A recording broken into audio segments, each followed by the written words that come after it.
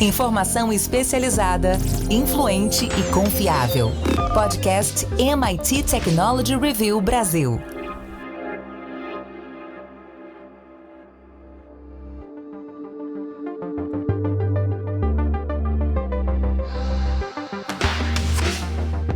Olá, eu sou André Miceli e esse é mais um podcast da MIT Technology Review Brasil. Hoje eu, Rafael Coimbra e Carlos Aros vamos falar sobre a educação em tempos de chat GPT.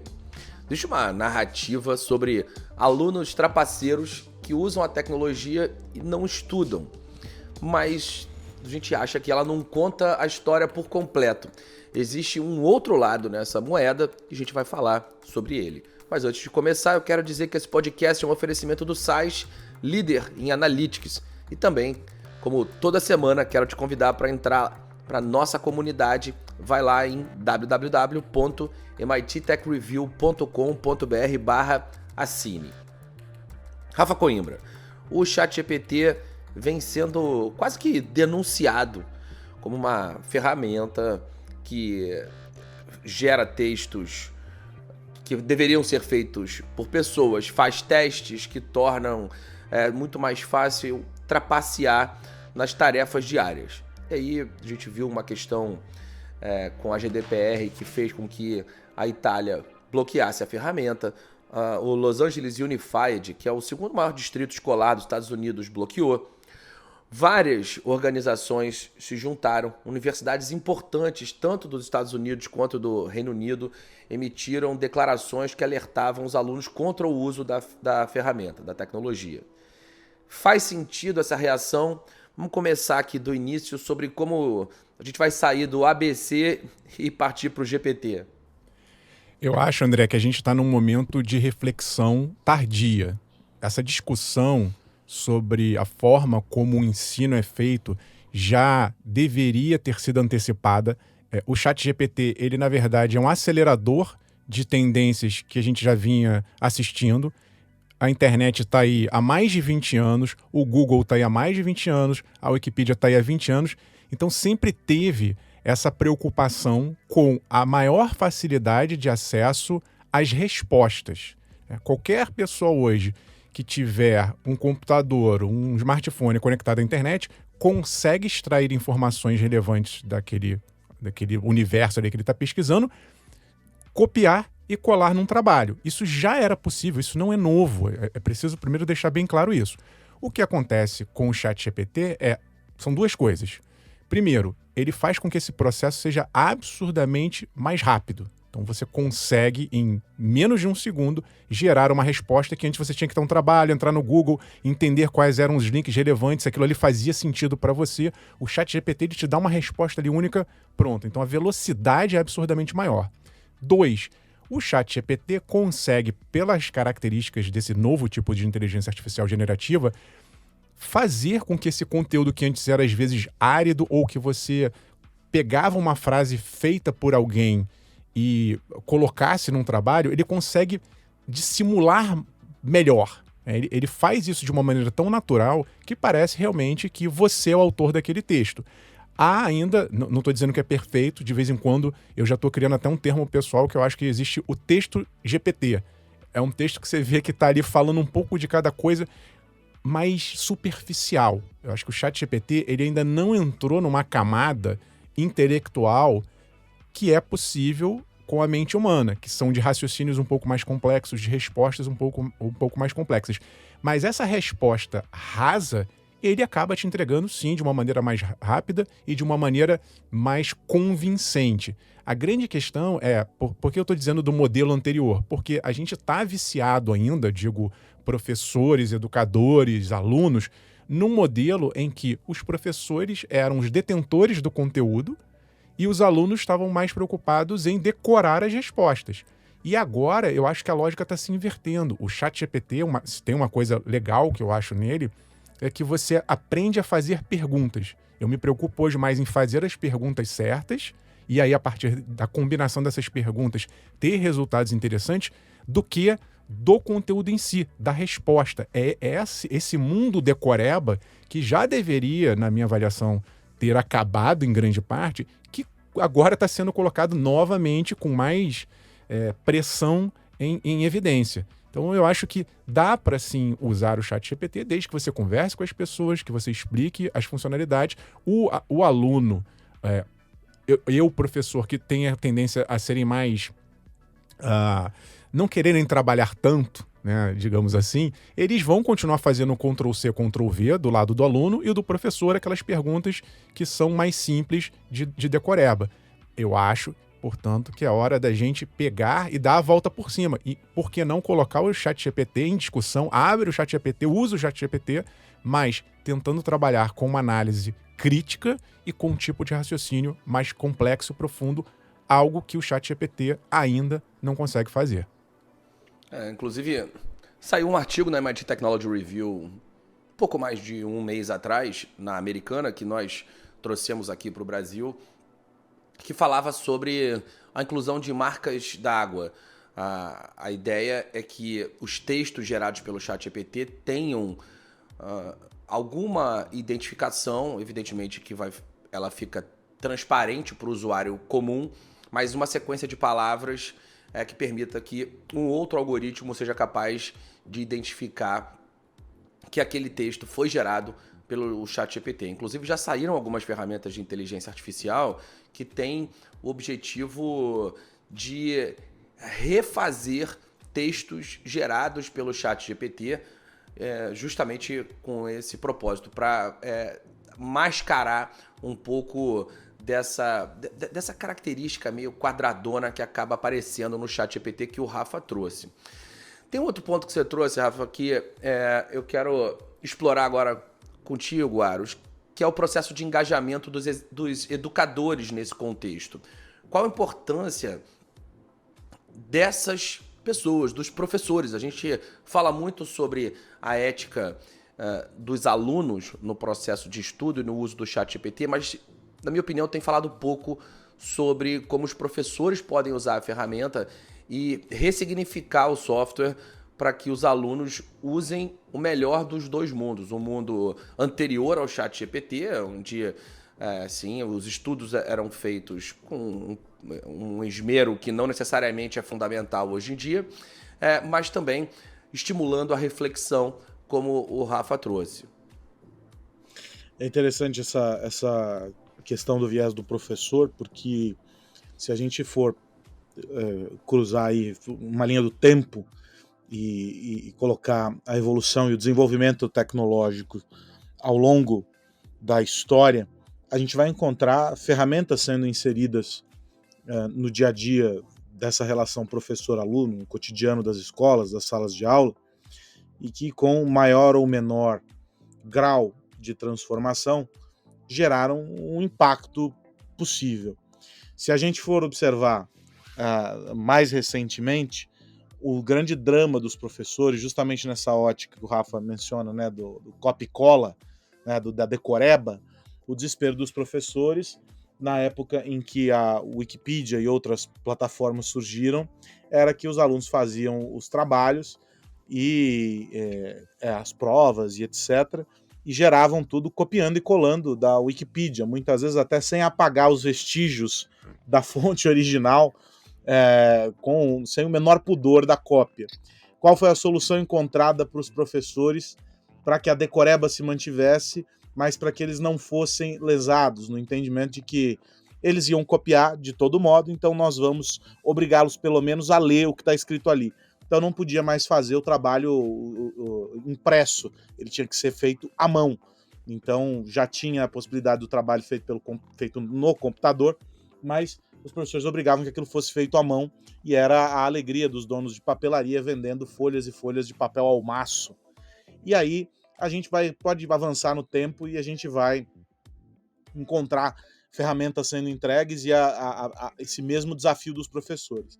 Aqui com o ChatGPT, a gente inverte a mão nessa história e percebe que chegou-se à conclusão, ou pelo menos uma parte dos educadores chegou à conclusão, de que não basta só a decoreba, ou que a decoreba, por si só, ela não vai servir de nada para a formação desses indivíduos, uma vez que eu não preciso decorar, se eu posso simplesmente acessar a fonte de informação, ela está à distância de 2 cliques, eu vou lá e eu tenho aquilo ali para a construção de um argumento, para a construção de um repertório. E aí passou-se a ideia de que era preciso desenvolver o senso crítico. E é justamente nesse ponto que o ChatGPT entra.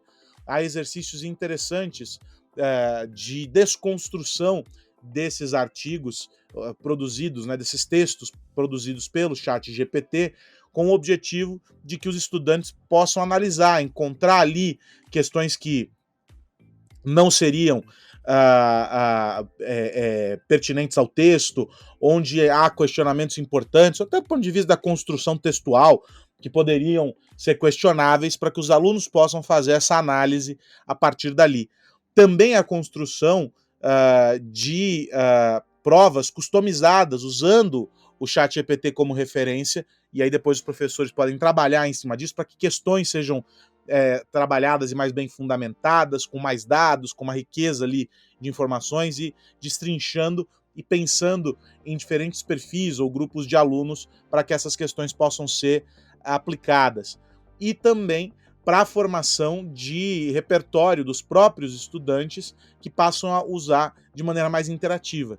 Ou seja, o professor pode ou tem a opção de incluir a ferramenta como parte da rotina, mas para o estabelecimento de um senso verdadeiramente crítico e analítico por parte do estudante. Não vai aceitar passivamente aquilo, ele vai simplesmente incorporar como um recurso para ser também analisado. Não é tome aqui, isso aqui está certo e pronto. Mas essa é uma construção conjunta. A gente olha aqui o professor, claro, como o ponto de estímulo disso tudo, mas os alunos também precisam ser participantes ativos desse processo. É uma via de mão dupla e a ferramenta está ali no meio do caminho. Ela não é o fim da linha, mas ela é o começo, é um passaporte para uma nova fase, um novo modelo, uma nova forma de entender o processo de aprendizado. E aí, o grande desafio é conseguir oferecer isso igualmente para todo mundo. A gente discutiu a universalização, acho que foi na semana passada aqui. E o grande desafio dessa coisa de universalizar, de tentar alcançar, é que alguém sempre vai ficar fora. E aí, aqui, de novo, a gente vai entrar na mesma questão na semana passada. Talvez parte dos estudantes, uma menor parte, tenha acesso por meio dos professores, que também são poucos os que têm acesso a isso de maneira irrestrita, vão conseguir se desenvolver e aprimorar esse senso crítico a que eu me refiro.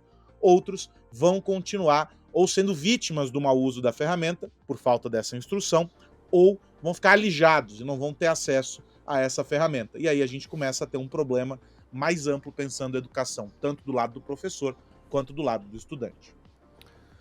Ainda nessa questão de olhar para o lado dos professores, eu fico pensando, Rafa, que algum tempo atrás, houve uma corrente de professores que aderiram a uma estrutura conhecida como taxonomia de Bloom. Ela foi introduzida pelo psicólogo Benjamin Bloom na década de 50 e demorou um tempo até ganhar espaço, mas ela se baseia na tese da qual o fato, o conhecimento básico do fato, melhor dizendo, é um fundamento sobre o qual se assentam as reais formas de aprendizagem. E essas reais formas de aprendizagem estão muito mais associadas à análise e à avaliação, a visão do pensamento crítico. Então, Kant fala bastante sobre essa relação.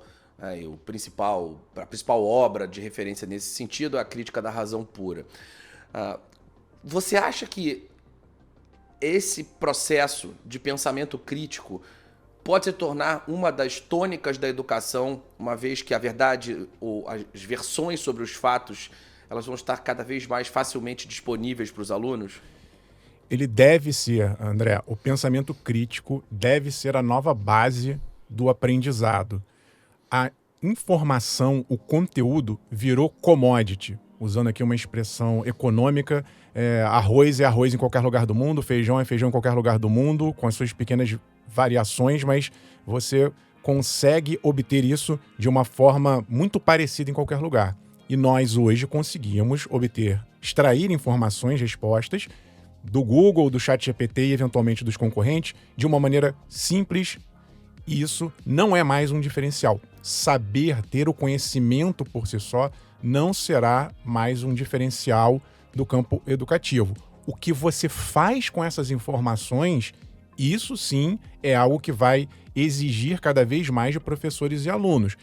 Para colocar mais uma pimenta nessa discussão, André, a gente tem que lembrar que essas tecnologias, como o ChatGPT, elas, por enquanto, trabalham, a maior parte delas, com o passado. Elas são treinadas com uma super base de dados, algo que nós humanos não conseguimos dar conta, mesmo que a gente lesse 1 milhão de livros por dia, não chegaríamos perto de um ChatGPT, mas ele está olhando para trás. E mesmo que ele tivesse plugado hoje, obtendo informações de hoje, ele, por exemplo, não é capaz, ele é capaz de simular um olhar para o futuro. Se você der um problema complexo para ele resolver, ele vai tentar ali dar uma enganada, uma simulada na mente humana e vai dar uma resposta. Mas é muito provável que essa resposta em relação a um problema presente ou futuro não seja adequada.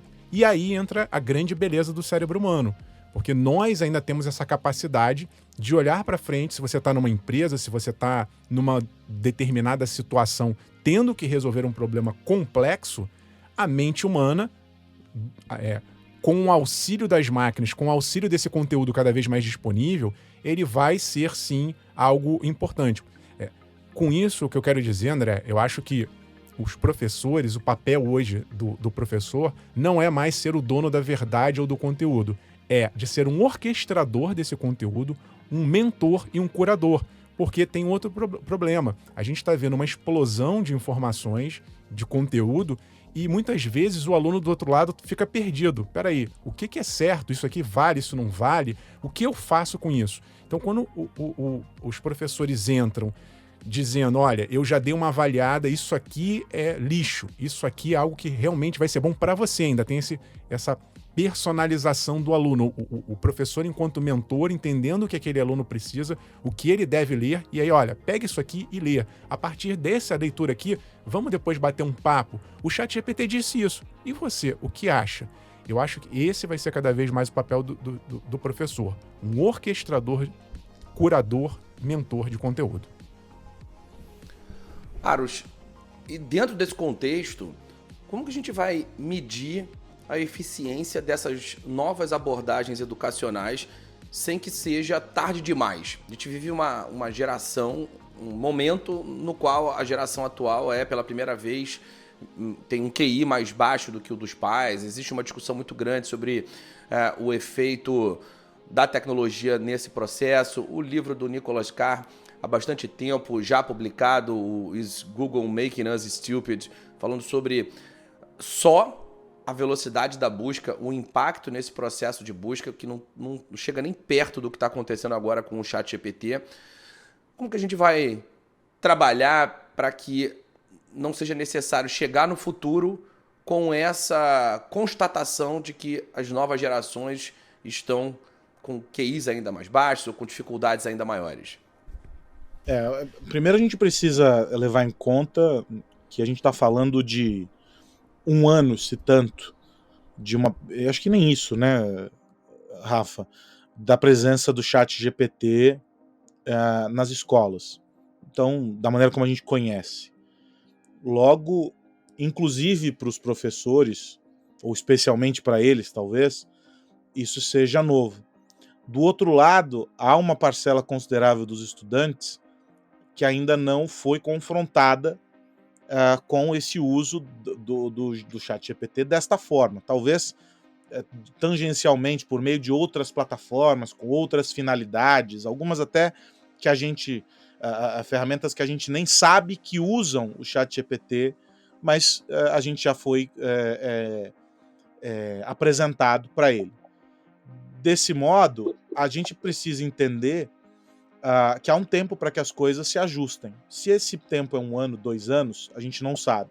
Mas é preciso um certo distanciamento, e aí a gente volta para algo que é muito natural no nosso tempo. A gente precisa colecionar informações, a gente precisa gerar dados a respeito desse processo de aprendizado, dessas metodologias.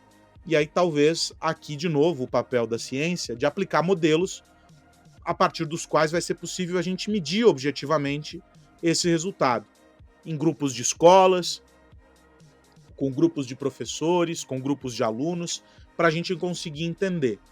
O que não impede, e aí isso é muito importante, que enquanto esses testes todos, de maneira científica, ocorram, que esse uso vá sendo testado e ampliado e cada vez mais acessível a outras pessoas, a outras escolas, a outros estudantes. A gente tem que lembrar o seguinte, e é bem pertinente isso, eu citei a Wikipedia, mas você mencionou agora o Google. Nós sobrevivemos a muitos processos de transformação dentro da educação. As escolas não deixaram de ser escolas, mas há uma mudança importante acontecendo agora, e ela não é só dentro da escola. E é isso que precisa ser contemplado. Eu tenho visto alguns especialistas discutirem o tema, e eu acho essa uma abordagem muito interessante, que é a seguinte: a escola é a mesma, o professor é a mesma, as ferramentas são diferentes, mas há uma mudança muito importante no estudante. Os estímulos todos que a tecnologia, e sobretudo a tecnologia, ofereceram e vem oferecendo ao longo dos últimos anos, moldaram uma nova geração. As crianças veem o mundo, percebem o mundo de uma maneira diferente. E isso implica necessariamente, e isso já começa a ser medido, em uma forma nova de aprender, de consumir informação, né? Quando a gente pensa que a molecada assiste a séries e filmes no vezes 2 lá do player, do Netflix e afins, isso quer dizer alguma coisa sobre como essa molecada percebe o mundo.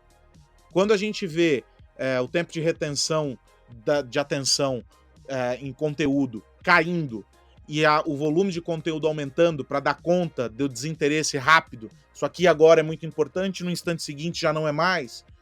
Quando a gente percebe que a maneira de falar ela já tem que ser alterada para que a atenção consiga ser captada de um outro modo, a gente está falando sobre mudanças importantes não naquele que gera o conteúdo, mas naquele que está consumindo. E o que gera o conteúdo precisa se adequar a isso.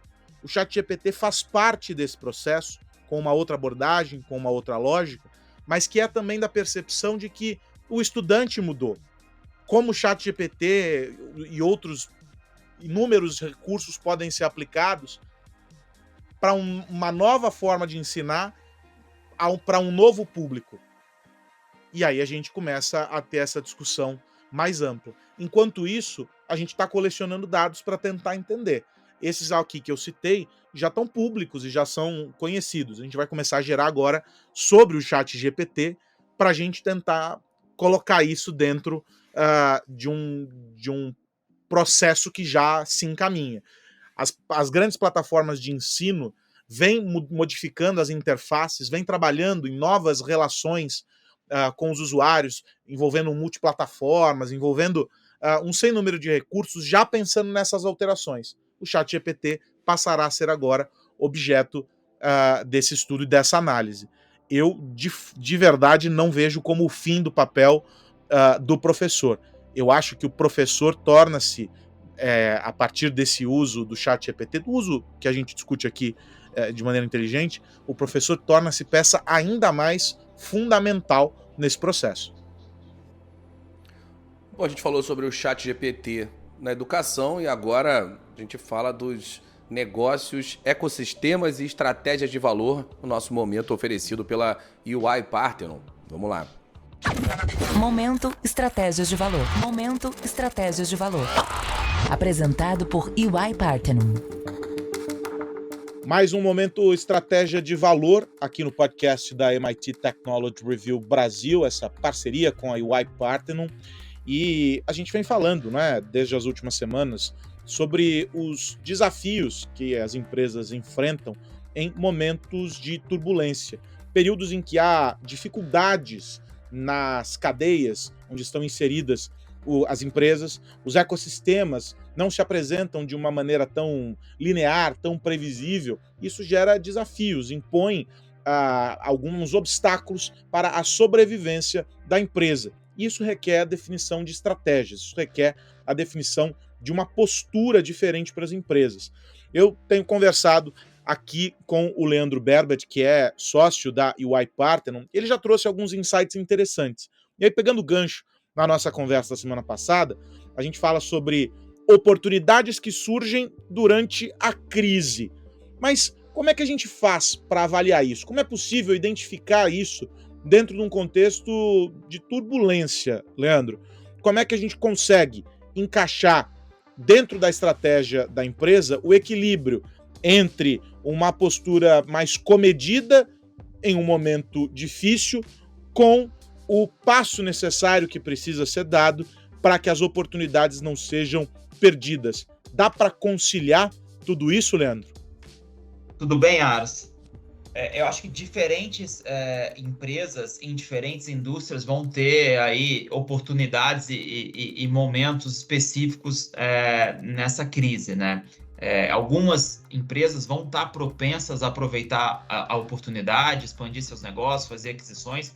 Outras empresas vão estar mais na defensivas, né? E aí, quando eu falo em defensivas, um assunto que a gente possa explorar bastante melhorar a sua posição de caixa, fazer projetos relacionados a capital de giro, melhoria de performance, corte de custo, né? Então, algumas empresas vão estar mais na defensiva, preocupadas de fato com a sua solidez, a sua posição de caixa, e outras empresas podem ser um pouco mais agressivas no mercado. Então, cabe a cada empresa, em cada setor especificamente, fazer a sua avaliação, se é um momento de fato de tomar mais risco, de aproveitar essa crise ou de preservar o caixa, né? Então, eu acho que os CEOs e liderança dessas empresas devem pensar o curto, médio prazo, né, entendendo as especificidades das suas indústrias, de forma a alocar parte do capital pensando no médio e no longo prazo, né, mas sem perder de vista aí esse cenário de juros altos e inflação que pode permanecer por mais tempo, né? Então, acho que a gente não pode subestimar os próximos meses, né, e eventualmente os próximos anos com iniciativas um pouco mais agressivas, tá? Bacana a leitura do Leandro Berbet aqui com a gente no nosso momento Estratégia de Valor. É uma equação complexa, mas as empresas têm como desafio alcançar esse objetivo maior, que é a sobrevivência do negócio, e por que não promover um salto, não é? Sair de um contexto de desafios para explorar as oportunidades e ganhar atração, crescer, se desenvolver a partir da superação de um momento mais difícil.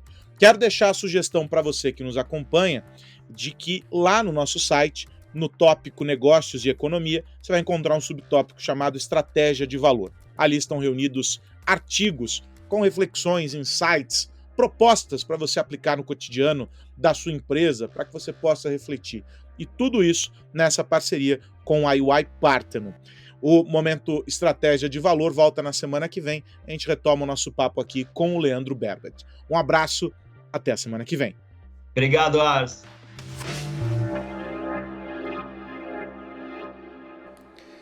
Esse foi o nosso Momento Estratégia de Valor, oferecido pela EY Parthenon. O que mais você precisa saber? E agora é hora de virar a chave. Carlos Aros, meu amigo, no que você vai ficar de olho essa semana? Vamos ficar de olho na discussão do momento, o PL 2630, conhecido como o PL das fake news ou o PL da censura. Aí cada um escolhe a maneira de entender o que é o PL, mas o fato é que essa é uma discussão importantíssima que está acontecendo aqui no Brasil. Nós não estamos distantes do restante do mundo no contexto dessa discussão, mas aqui no Brasil algumas coisas a gente só vai observar por aqui. É o caso da gloriosa jabuticaba. E o Brasil é cheio de jabuticabas, especialmente nessa discussão. A gente conseguiu transformar um debate que poderia ser um debate dos mais prolíficos em uma disputa do nós contra eles, do eles contra nós, da política, que é o que alimenta a vida pública do país aí ao longo dos últimos anos. E isso acaba por reduzir o papel de um texto que tem méritos técnicos, é importante que se diga, a alguns pontos que são problemáticos aos olhos de uns, que são positivos aos olhos de outros, mas o importante é que essa é uma discussão que tem que envolver muita gente. As Big Techs estão descontentes não com o todo, mas com partes do texto. Há grupos da sociedade que estão descontentes com pedaços do texto que eu desconfio eles talvez não tenham entendido. E enquanto isso tem muita coisa sendo incluída, e aí a leitura das 110 páginas do relatório que foi aprovado na semana que passou e que vai ser votado nesta semana aqui, é importante para a gente conseguir separar o joio do trigo. De um modo ou de outro, talvez você esteja ouvindo esse nosso podcast após a aprovação do texto final, um texto que a esta altura não sabemos qual é, não sabemos o que vai ser aprovado. A gente tem essas 110 páginas a que me refiro. Mas, de todo modo, essa é uma discussão importante porque ela pode ser determinante para viabilizar ou inviabilizar modelos de negócios de algumas empresas que operam por aqui, para tornar o Brasil mais ou menos atraente para essas empresas, para aumentar ou para diminuir a moderação e o cerceamento de conteúdos nas plataformas e, sobretudo, para aumentar ou diminuir o uso político desse debate chamado combate às fake news. É um debate que se arrasta há anos, não só aqui no Brasil, mas no mundo todo, e sobre o qual ninguém consegue chegar a uma conclusão. Acho que isso é significativo, o fato de ninguém chegar a uma conclusão sobre os meios para se fazer, porque mostra que talvez estabelecer esses limites com base em um texto que vai ser aprovado ou não, a gente precisa acompanhar, pelo Congresso, definindo de maneira clara limites que a gente não conseguiu entender nos debates que acontecem por aí, pode ser muito complexo. E um caminho que vai nos levar a dar uma volta muito grande para chegar no objetivo que se espera. Portanto, o grande aspecto dessa discussão sobre o PL 2630 é que precisamos olhar mais para os detalhes, para as minúcias desse texto e entender aquilo que nos serve hoje e aquilo que será base para uma evolução futura, não para uma involução no futuro. E a gente precisa trabalhar nisso de maneira coletiva. Empresas, cidadãos, o governo e todo mundo tentando chegar num denominador comum. É importante ressaltar que não existe texto perfeito. Por mais que seja elogiado, por exemplo, o texto do Marco Civil da Internet, ele não é perfeito. Por mais que se elogie o texto da Lei Geral de Proteção de Dados, não é perfeito. A própria Constituição, a nossa Constituição cidadã, ela é carregada de imperfeições e que precisam ser corrigidas, ajustadas ao longo do tempo. Mas a gente só consegue fazer isso por meio de um debate que seja democrático, de um debate que tenha o tempo que merece ter, não o tempo dos interesses da política. Acho que esse é o grande ponto dessa discussão do PL 2630. É um tema muito sensível, um tema sobre o qual há um reducionismo enorme nas discussões, e eu aposto que, assim como o papo sobre o ChatGPT, todo mundo ouviu falar, mas quase ninguém entendeu verdadeiramente o que é. E você, Rafa Coimbra, no que vai ficar de olho? André, tô de olho aí num lançamento que aconteceu esse fim de semana do Viasat 3, que é considerado um satélite com a maior capacidade de internet do mundo. A gente tem acompanhado recentemente a expansão da internet espacial. A Starlink, que é a empresa do Elon Musk, estava liderando essa corrida. A Amazon tem interesse em entrar nesse mercado. Agora a gente tem mais uma, a Viasat, que já tinha ali um outro satélite, mas não com essa capacidade. Eles têm uma estratégia diferente, eles vão colocar 3 grandes satélites para fazer uma cobertura de praticamente todo o globo. Cada um desses satélites vai responder ali a 1/3 do planeta Terra, em termos de cobertura, e a Starlink aposta mais naquela estratégia de vários pequenos satélites, como se fossem ali um trenozinho, um cinturão de satélites para cumprir essa mesma função. Uma curiosidade é que a empresa que lançou o foguete que levou esse satélite de alta capacidade é da SpaceX, que é também do Elon Musk. Então, ele não está nem aí. Ele leva foguete para os satélites dele, ele aluga. Quem quiser pagar, eu estou levando também o satélite, inclusive do concorrente. Mas, fato é, voltando aqui para os efeitos disso, é interessante a gente notar, André, que aos poucos, esse tipo de solução ele vai criando opções interessantes, principalmente para quem mora em áreas afastadas, áreas rurais. Aqui no Brasil, a Viasat vai operar pela primeira vez justamente por conta desse satélite. Então, a partir do meio do ano, deve ter um serviço disponível. E eles, por exemplo, estavam trabalhando com 10 megabytes. Agora eles vão para 100. Então, veja que de uma geração de satélites para outra, eles conseguiram aumentar em 10 vezes a quantidade, né, a capacidade de transmissão. 100 megas em casa, para quem está nos ouvindo, provavelmente é o que você deve ter aí. 100, 200, virou um padrão.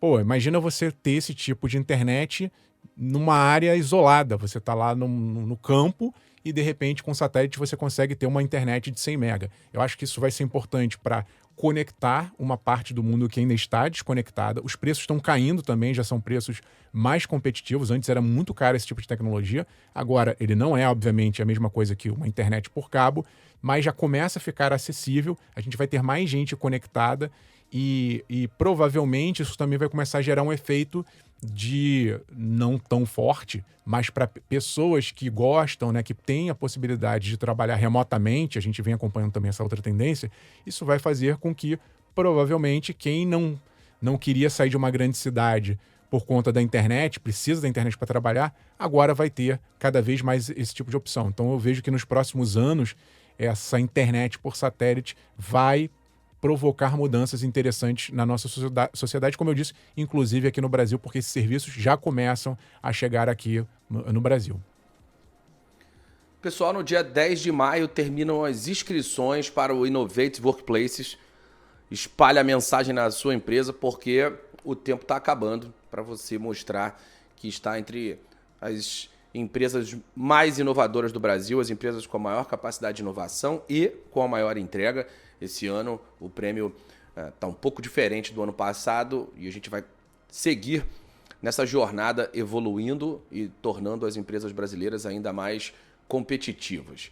Antes da gente ir, eu quero lembrar que esse podcast é um oferecimento do site e aí me despeço dos meus amigos, meus companheiros de mesa aqui no nosso podcast. Carlos Aros, até semana que vem. Até a semana que vem, André Miceli, um abraço para você, pro Rafa, a gente se encontra aqui. Rafa Coimbra, até semana que vem. Um abraço, André Aros, e a todos que nos ouvem. Se você estiver ouvindo esse podcast na terça-feira, estaremos lá no Web Summit. Se quiser bater um papo com a gente, tomar um café, estaremos por lá. Até semana que vem. É isso, semana que vem tem mais podcast da MIT Technology Review Brasil para a gente falar sobre tecnologia, negócios e sociedade. Grande abraço para todo mundo. Tchau, tchau. Você ouviu o podcast MIT Technology Review Brasil, apresentado por Tech Institute.